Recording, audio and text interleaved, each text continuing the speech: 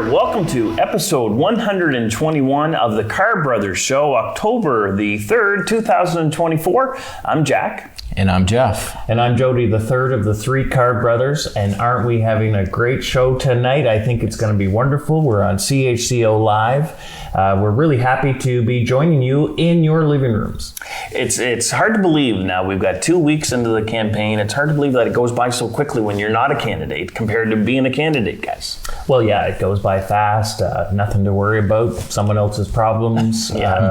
Would the election just please get over with? I'm so tired of hearing about this. And these lawn signs, would you put a sign on? Would you not? My signs are vandalized. It's easy for us to say now that we're not doing it. But certainly is... it's going by quick, and by my estimation as well. Just sitting on the outside watching, but we know that when you are a candidate, every day is a long day if you're doing it right. Every week is a long week. 2 weeks in, the candidates should be getting tired by now. The people on the main campaign team should be showing a little fatigue. Mm-hmm. But everybody should be happy that they're probably down a few pounds by this time. I know every campaign I ran in, I probably dropped 15 or 20 pounds, but it is grueling, it is long. The weather's been pretty good throughout this campaign, so which means more door knocking and more events and just never stop. So scrolling through some of the feeds of the candidates, watching the local media, the provincial media, we've seen a few highs and lows from all the teams. So it's going to be an interesting next couple weeks till it finishes. Well, and there's been on the progressive conservative side a couple of blips, I would say. Sherry Wilson, MLA, former cabinet minister, longtime MLA, put out a notice on Truth and Reconciliation Day, comparing that with the original pronoun policy 713 in schools. And I guess time will tell whether that's going to make a blip or not. No one stepped down, even though, of course, there's calls from the opposition for that. Of course. In that case, and then there's also another one, a PC candidate in St. John with some TikTok videos. How do we react, or how do candidates face those sort of things in the past when they're not affected by those ridings? You just got to, I guess, not be distracted by that and still do what a candidate's supposed to do, which is door to door. Well, in my 3 campaigns, I was fortunate. We didn't seem to have any of that happening that I had to distance myself from or defend at the doors. They were pretty clean campaigns, especially 2020. It was just, it was at the doors. It was a COVID election, so everybody was happy with the work we did. But if I was in the shoes of candidates right now, it would be tricky. Every door would be different. The questions will probably be asked.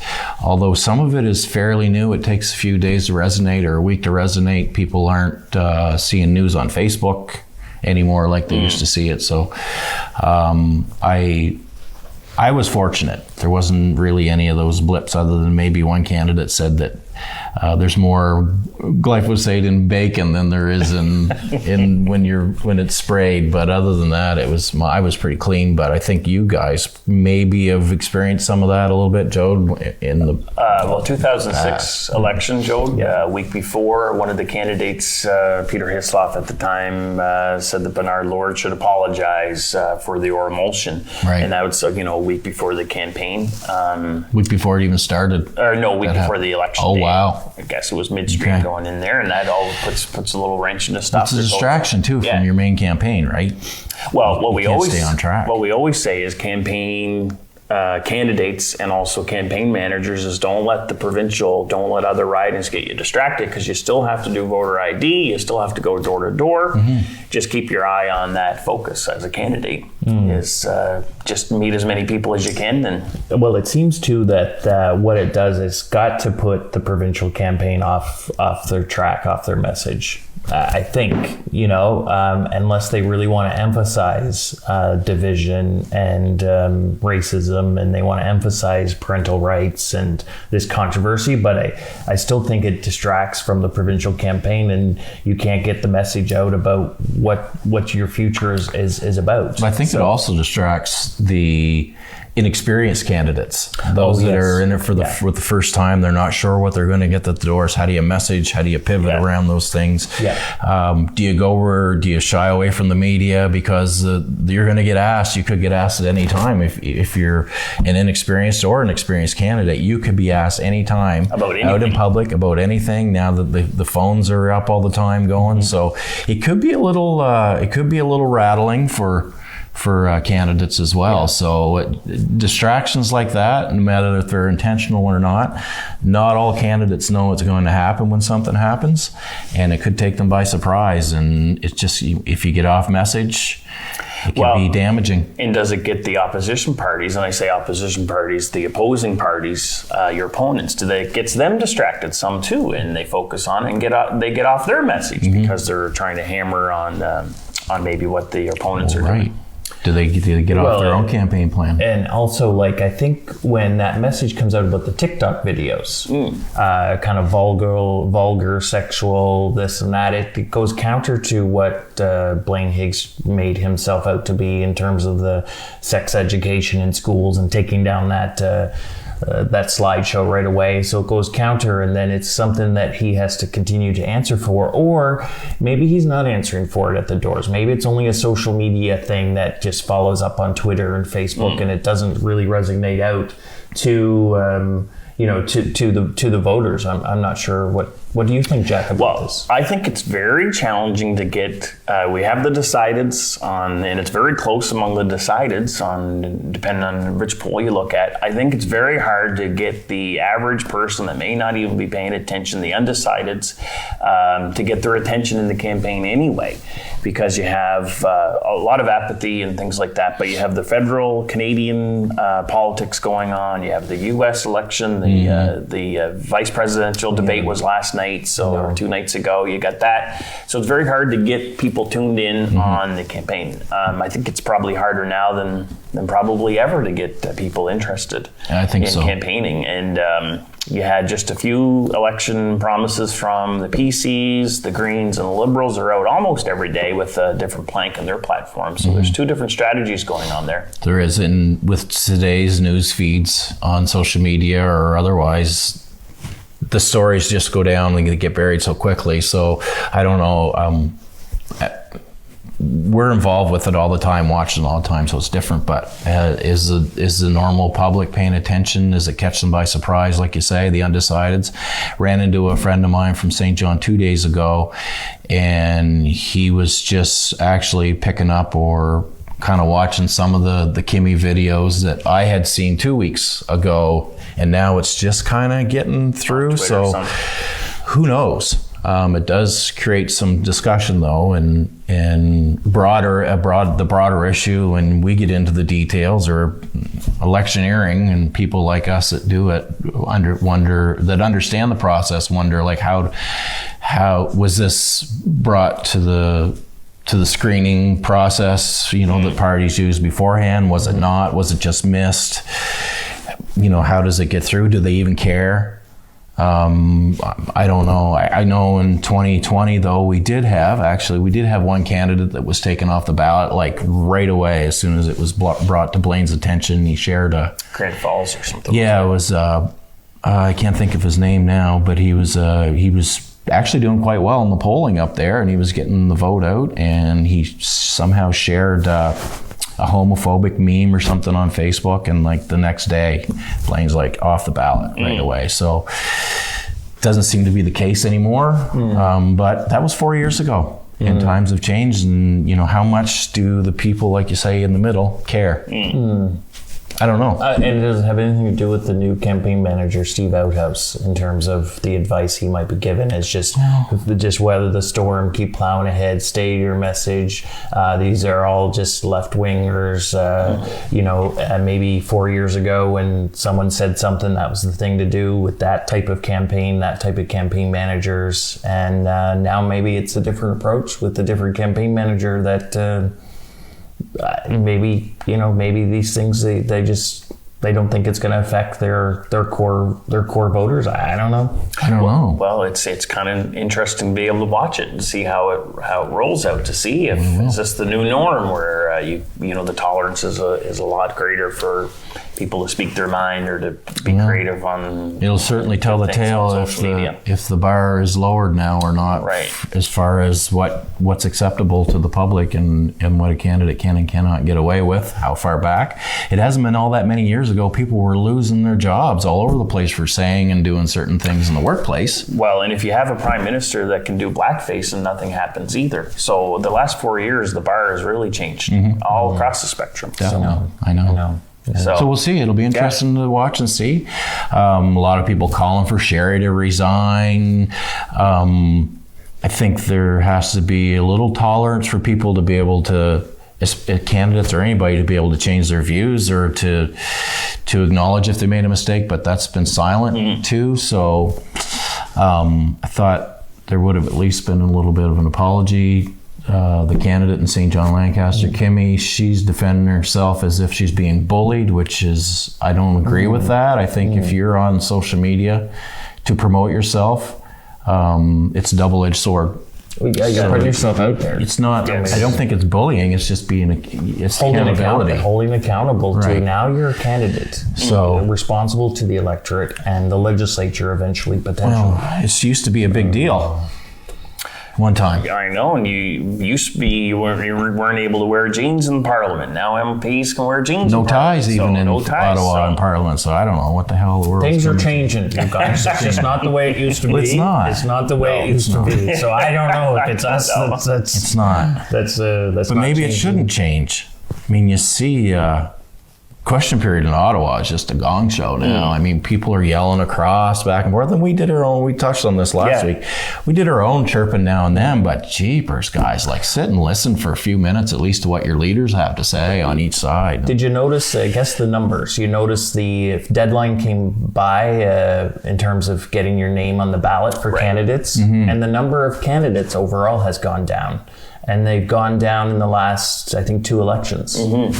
So I guess you got your 2 main parties that are running 49 candidates. 49 each. I know that, we know it's been obvious that PC party was late getting their final candidates appointed, whether they're paper candidates, basically, candidates that you just get their name on the ballot so you can collect those votes and give people an option. But I've not seen, in the time I've been involved with politics, our provincial party having that hard of a time filling their candidates across the province. So PC's getting their last few candidates in on the last day.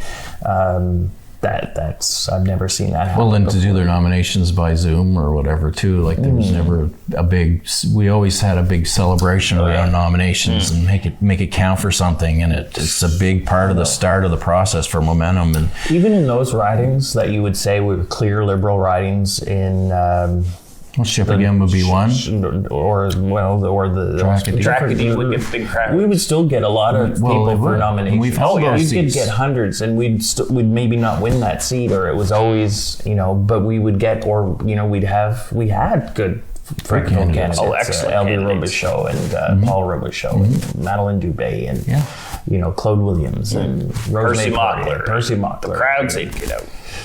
So not so much now. So it's going to be interesting, of course, to see how it all shakes out. How many people actually go out to vote? So if we're getting less candidates showing up on the ballot, are we going to have less people voting when it comes time to vote too? And then you see the contrast to that down in the St. Croix and Charlotte County ridings, where like in St. Croix, there's 6 different candidates on the ballot, I think, with the Libertarian Party and different ones. So it's a complete opposite swing down there. But in the north, it's basically 1, 2, 3 candidates on each ballot, and a lot less of them, like you say. Well, okay. Well, let's take a quick little break, guys. We're done the first segment. We've got a couple more to go. And if you're just joining us, you're watching the Carr Brothers here on CHCO, Facebook, YouTube, and on your favorite podcaster. We'll be back right after this.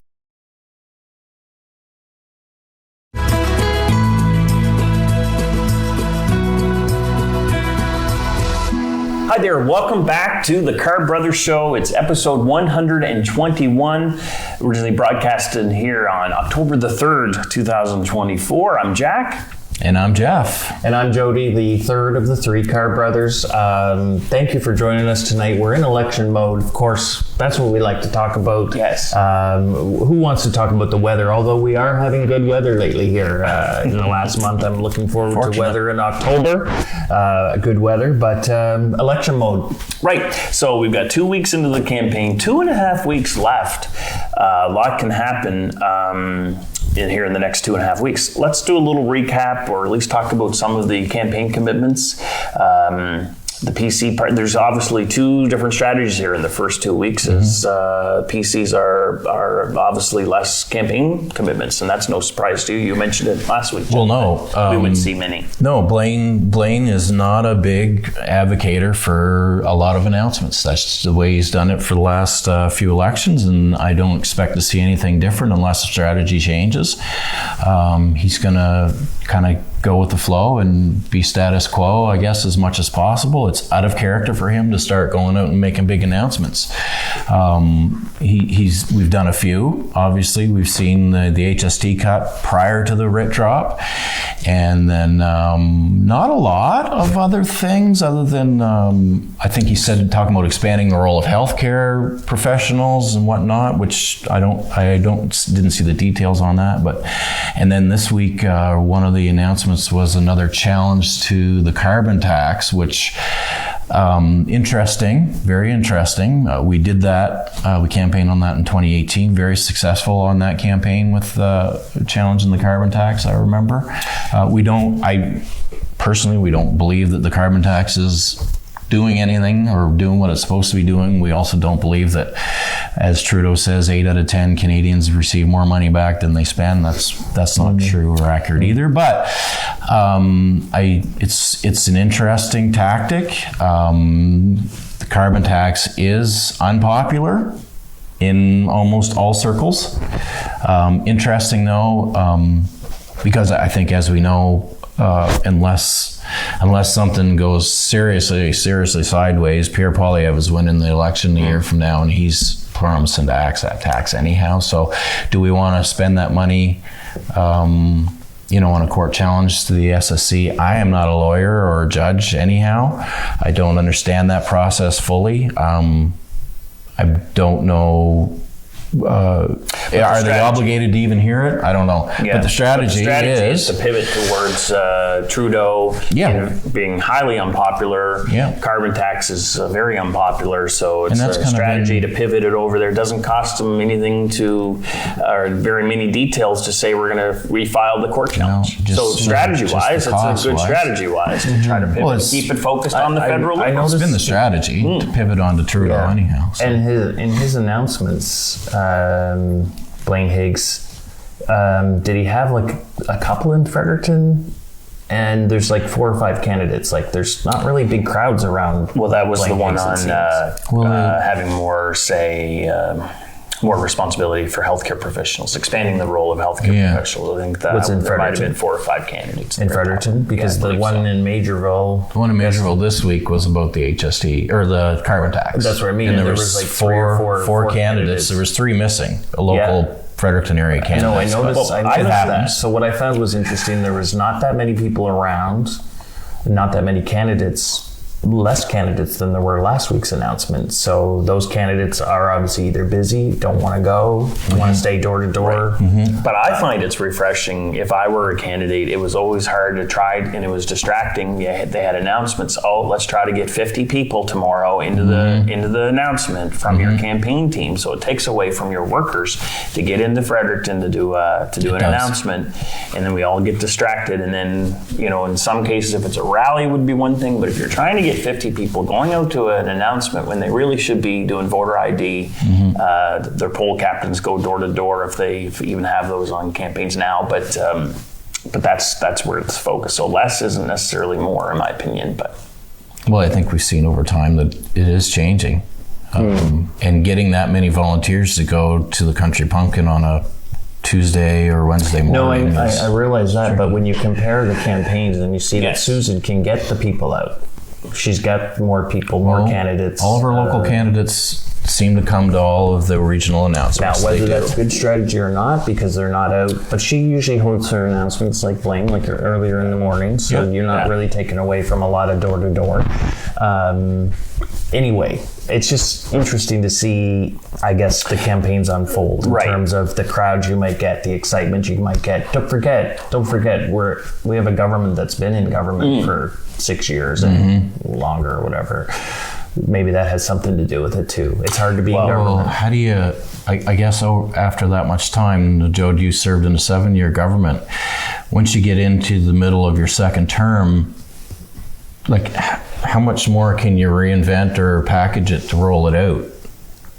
Well, with each platform. Well, the thing is, but that's just it. Every platform that I was part of, we have dozens of things that we want to work on to keep improving. Now, Blaine Higgs always criticized, when we were in David Alwart's government, he criticized the platforms, and making these promises and commitments. I always said that responded to what the people wanted as part of the process. You have to cost them, you have to manage them. But if you run out of ideas, maybe you shouldn't be in government. If you don't have something to announce of new things, of things you want to work on and improve, then you're basically saying there's nothing else we need to do, everything's perfect. Well, nothing is perfect right now. There's a lot of problems that we have right now. Certainly. And we also said before, I've said to leaders, you don't have to announce new money. You can rearrange something, you can acknowledge something, you can, but we're really getting very little out of an existing government on the things they plan for the future, except a 2% reduction in HST, which I'm really surprised coming from Blaine Higgs because of the cost. But it was shown on the last debate when the question was asked, where's the money going to come from, basically? And Blaine Higgs says from further innovation in healthcare, which kind of means cuts to healthcare. So, and redirecting and reimagining and innovation, change is coming. I'm curious to know more of those details. If the next leaders debate, we're going to actually see a bit of pushing on those answers. Yeah, well, they'll be farther into the campaign and they'll have had more press conferences. They will have had more stumbles by the next debate, so that could make it a little more interesting. So we've seen the PC campaign roll along so far, and really no surprises from Blaine's strategy. We don't expect big announcements. We don't. He doesn't believe in it, and sometimes that's a positive for a lot of people. But in contrast to that, Jack, we've seen Susan's come out with the kind of the traditional, almost every day an announcement of some sort focused on her theme seems to be affordability, healthcare, and housing, and things like that. So we're seeing that some of those traditional rollouts. Well, yeah, and then David Kuhn as well, making his traditional, like the pace of it is every other day or every day, sometimes 2 or 3 days in a row, and it's re-emphasizing their platforms or what they believe in. So there definitely is a clear difference in strategies for the Liberal and Greens, and then the PCs. Susan Holt this week announced more care for senior care. She had a mental health announcement, a healthcare announcement as well. And also rural high-speed internet, which really you don't even have to say rural. Like 2 minutes from Fredericton, you don't have necessarily the greatest cell service or high-speed internet. We've been kicking this around here for about 20 years, but it's a real issue. Cell phone coverage is not the greatest 2 minutes from Fredericton. So should we go back in time a little bit and hear about your interaction with that? With high-speed internet, and how that rolled out. Give us a little history lesson. And this was the trick, this was the challenge, I should say, of gaining exposure in a campaign. How do you capture people's especially attention? In a by-election. Especially in a by-election. Especially in a by-election, was it the first year of a new government? 2 years in. 2 years in. So let's go back to 2008. Jack is a candidate here in New Maryland-Sunbury West. Right. And after Keith Ashfield left to go to federal politics. Jack's in the by-election for the PCs. So Sean Graham, as we all know, formed government in 2006. So it's still a new Liberal government. They were in government very hard as an opposition candidate, to beat a new Liberal government, a new government. It wouldn't matter if it's Liberal or PC. Just hard for an opposition candidate that early in. So when I ran in 2006, I was in Upper Gagetown, and I moved into the riding a week before the election, thought that everyone had high-speed internet, except for I didn't have it. And so I'm trying to get a postcard downloaded to print it off, and that's when I experienced that I still had dial-up and we didn't have high-speed internet available. So that was really frustrating, opened my eyes on that. 2008, I came out, and it was, again, we had our by-election provincially. We had a PC leadership contest going on between David Alward and Robert McLeod. We had the federal election going on with Stephen Harper and the federal election. We had the U.S. election with Obama running in 2008 then, and mine. So I was like, a by-election's really low on the priority list of coverage. So I came out and said, I was going to file a human rights complaint for high-speed internet, that every home had a right to have equal access to high-speed internet. That was very challenging because, but I knew I needed to get some exposure on the issue, and also how can I show people that I'm going to be there for them during the campaign. And that was quite a test, because I had a lot of backlash from especially people that had high-speed internet already. And how they said, this isn't an issue. This isn't backlash from the editorial Yes. and the people that already had high-speed internet did not. But where did you get your support on that? We're out in a big part of your riding, the people in homes and communities that you represent. So then a week after I announced that, then Sean Graham, who was the premier at the time, in the middle of a by-election, promised 100% high-speed internet in 2008. So as an opposition candidate, I was already able to affect change and had a provincial announcement. The premier announced it and rolled it out. So we won the campaign by 200 votes. The government of the day, Sean Graham's government, worked out with ExploreNet. I think it was about $14 million to be able to give high-speed internet to every New Brunswicker based on that. And it was a success. It did reach more people. And then another year or two later, Sean Graham was named as international visionary for down at the United Nations in New York or something like that. So it all came full circle, and we're still talking about it. We're still talking about it because it's the definition, or what people perceive as good high-speed internet is different for different areas and different people, right? Yeah. And there was like you say, announcement this week by the Liberal Party to make sure that she believes that there's 10,000 people that don't have access to high-speed internet. But as you and I spoke earlier, what's the perception? Do you have access or not?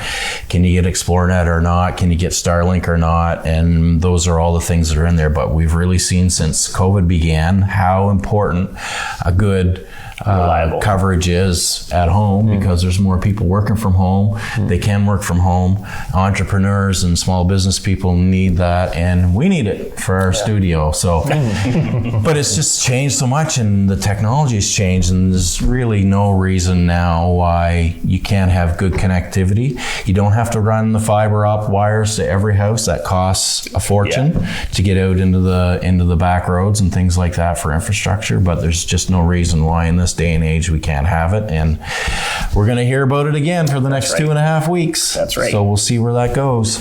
Okay. Well, let's take another pause for another break, and when we come back, we're going to talk again. We mentioned it at the beginning, but talk about it again about the local campaigns, candidates, how they stay focused and engaged and energetic in the next 2.5 weeks to the campaign. So good. We'll be back right after this.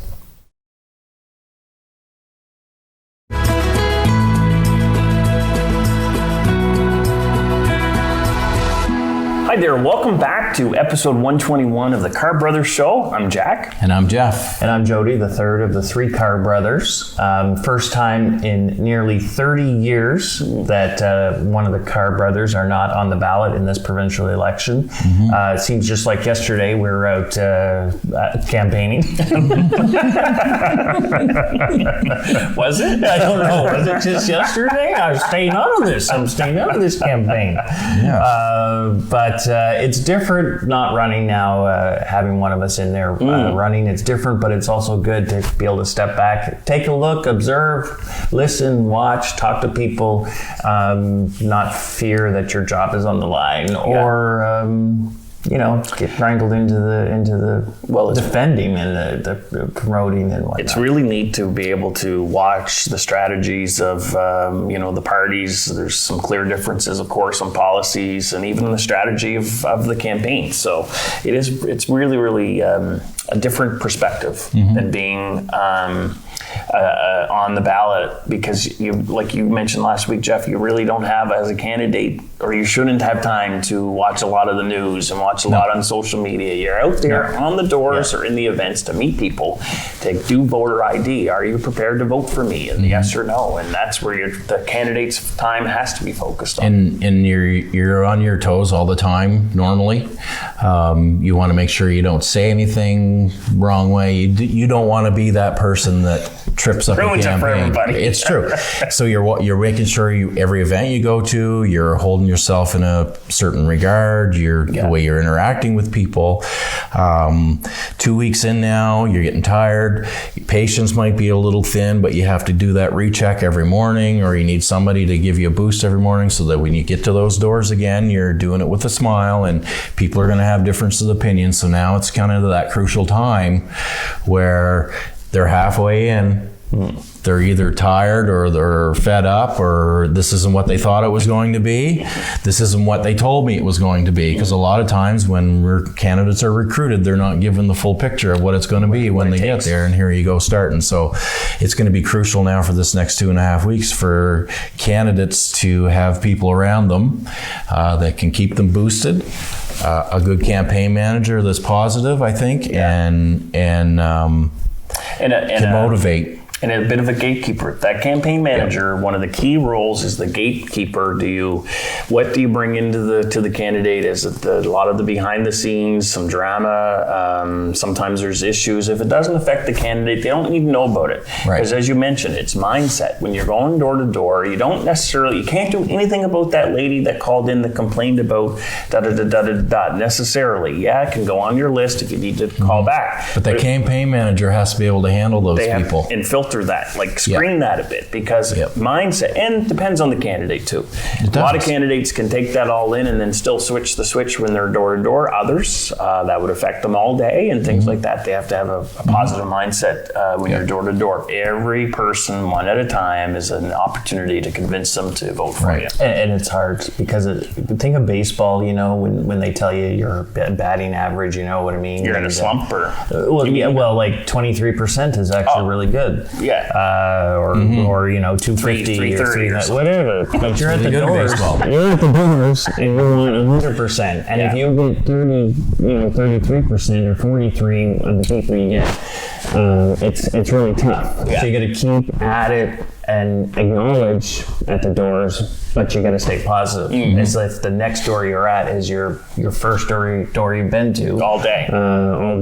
Yeah. And it's easy to say, well, I'm going to quit, or I'm going to stop early. Right. Or let's just take a detour. Or I'm going to talk longer at one place because it's comfortable. Easier. Yeah.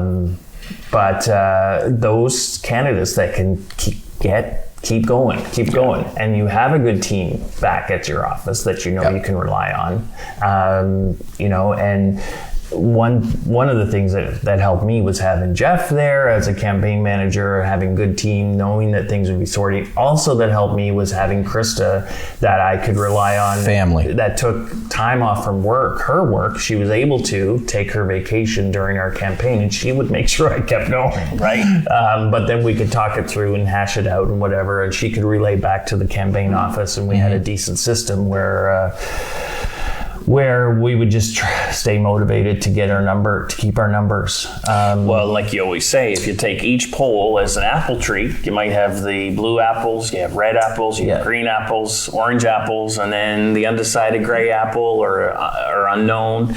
It's just get your own apples off the tree. You got to identify them first. And like you said, Jody, you might only have 43%, or you might only have 50. Some polls, I was fine. I was very happy to get 50% in some polls. That's right. That was the strategy. strategy to try to get those. that. And then you get 75 or 80 maybe in a different pool. So it's identifying the apples on the tree and getting just your apples, and don't get distracted on the other apples. But it's so important, like you say, to be fresh at every door, because there might be some of those apples at that doors that haven't decided, or they have decided maybe not to vote for you, but they weren't really sure yet. And if you're positive and you respect what they have to say, they could switch to you. I know. At any time. I found 2014, I guess the David Alward government was going out of office. Blaine Higgs had just brought in the pension reform. Right. Yes, the pension reform. that. So I was defending that in a new part of the riding. And sometimes I had to go back to houses 2 additional times, go to people 3 times to talk to them the about. same person. Yeah. Yes. Wow. And people that were a sure bet the previous elections, I had to keep going back and talk about issues. There were a lot, there's a lot of issues after you're in government for a lot. So Blaine Higgs has that.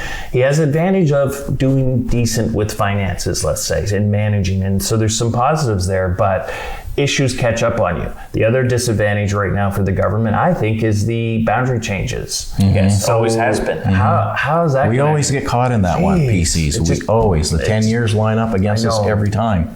It's very frustrating as voters, so you got that unrest that's going on. Well, our next segment, we should talk about boundary changes and how that affects every campaign, and when there is a change, and how that affects the dynamics. It'll be very timely, too, because I think the advanced polls will happen right after our next show next week. That's when the advanced polls will be going on, so we'll be able to do a precursor to that and then just go through that whole process and how it works and how it affected your campaigns over time and yours and mine as well. And I guess for better, for worse. I mean, Anyway, we'll talk about that next show. So much not going to have time. But that is an issue that the current government has to face, and I don't know if they appreciate why it it's. as much. But I don't know why it always affects the government, because the opposition candidates have to. Well, it definitely does affect the incumbents. Maybe it's incumbency that it affects. Why it affects the government, because if people are unsure about where they want to vote, it tells them they have an opportunity for change. Yeah, it's a change. Reset. It's a change. It's a psychological too. But we'll talk about that next show. Okay. And also,